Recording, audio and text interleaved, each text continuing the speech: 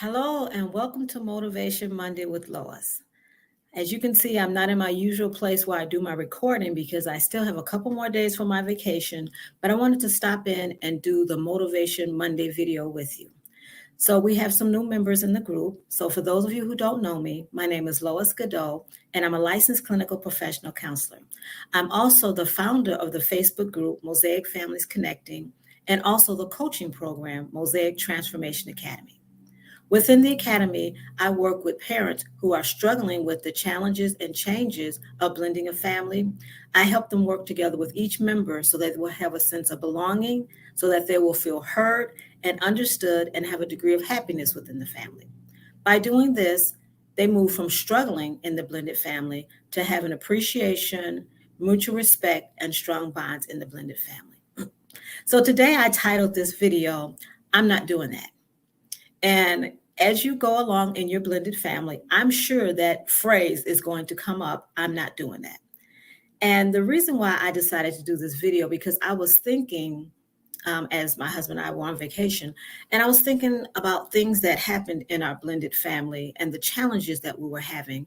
And I remember saying that phrase and him saying that phrase because it felt like, you ever heard the saying, the straw that broke the camel's back? It always felt like there was one more thing that was expected and asked of us from either me to him or him to me, just one more thing. And it just felt like, man, why? It's like, I'm not doing that. And from his perspective, my hair is getting in my face. Hopefully it's out of my face. And from his perspective, it was the bio parent is that there were so many things out of his control. The courts, they control the time, the finances, the scheduling, and then also the ex controlled. If she didn't feel a certain way or if she wasn't going to do something, he had no control of what she did or what she said. And so for him, he felt like those things were out of his control, and also what my ex-partner would do. And then for me, the step parent, I felt like the finances were out of my control. And again, the ex-partners, what his would do, what mine would do. And then also the scheduling was out of my control. So anytime he would ask me one more thing, it would be, no, I'm not doing that. Or if I asked him one more thing, no, I'm not doing that. But then at some point we had to stop and realize, you know what? This is about more than just the straw that broke the camel's back. And that's when we came up with, this is about control. Because when we sat down and talked with one another, because once again, like I said, communication is vital and it's key in the blended family.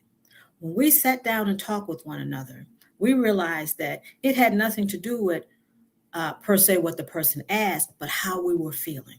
Feeling like I got to give up control of one more thing, whether it's the time or the finances or just whatever, feeling like I have to give up this one more thing and I just don't want to give it up.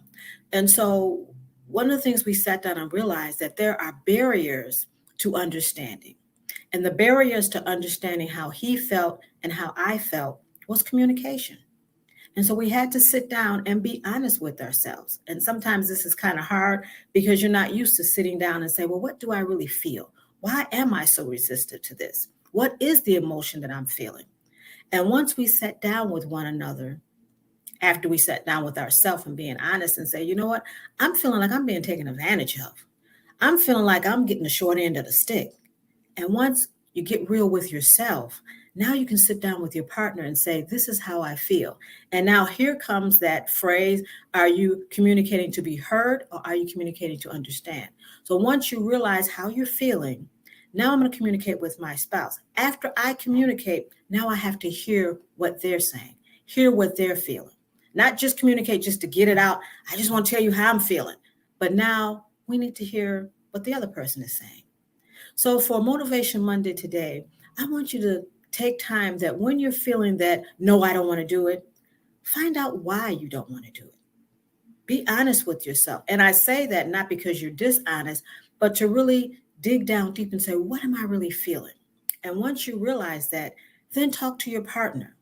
And after you talk to them, listen to what they have to say. Because once that communication starts, and once you get to the core of the problem of what you're really feeling, then communicating is so much easier. So for, again, Motivation Monday, just stop and listen to what you're feeling. Listen to what you're saying, and then communicate with your spouse. All right. Talk to you later.